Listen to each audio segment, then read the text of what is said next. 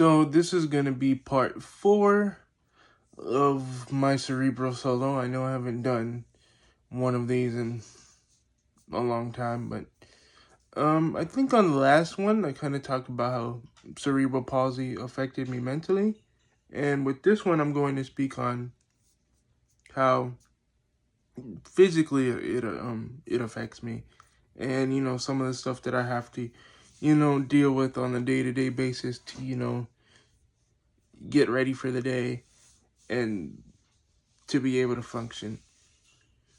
Okay, so while my cerebral palsy isn't as severe as most, I still have to make sure I stretch because my muscles are tighter than normal. So when I do walk, it I walk with a limp. I walk with a limp. Most people, when they see me out in the street, they tend to stare. I've gotten used to the stares. I've gotten used to the little kids asking, "Why do you walk like that?" And there's always parents that walk around, "Oh my God, why'd you say that?" Thinking the kids are offending me, but they're not. I actually think it's kind of funny. But yeah, I do need to stretch a lot. I do need to make sure that my muscles are getting massaged a lot too, and working at a gym working at the gym I work at helps a lot because we do have massage chairs and stuff like that, so that's always a bonus. I always make sure to take advantage of that.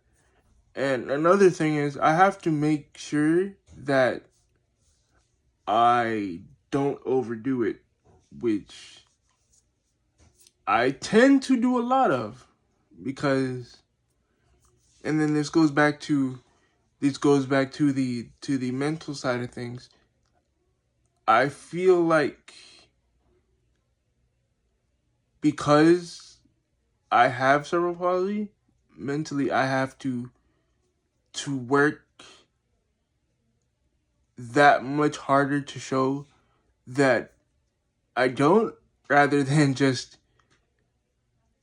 letting it be what it is. And then I tend to maybe overdo it with when it comes to leg day at the gym or weight training in general. And there will be days where I'm really good, where I can walk and I'm fine, and then there'll be other days where where I can barely take 10 steps without something bothering me or something hurting me. So physically, that's one thing I have to work on, is not overdoing it because I can, knowing that I have certain limitations that I need to be more conscious of, that I need to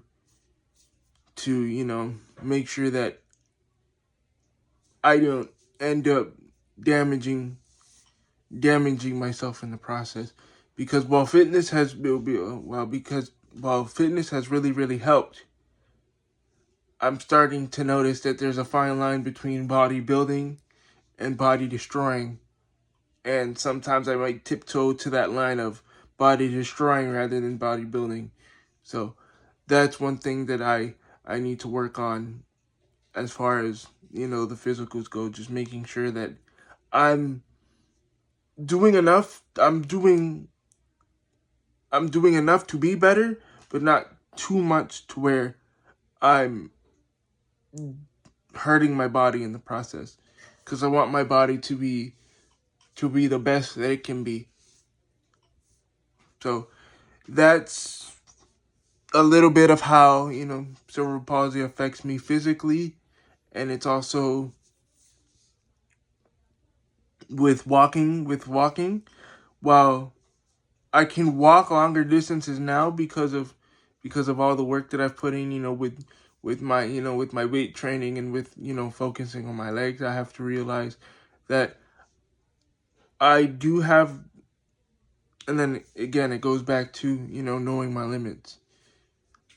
While I can walk further than I used to, I have to know that I'm going to need a wheelchair for certain things. Like when we go, if I ever go to an amusement park, I know for a fact I'm going to need a wheelchair just in case. Regardless of how much I might not want it because of my pride, I know that I'm going to need it. But yeah, those are some of the things that affects me physically with cerebral palsy, and I'm really thankful for the people that do watch these and want to get to know me better, because I'm really enjoying putting out my perspective on things, and learning other people's perspectives with my interviews and stuff.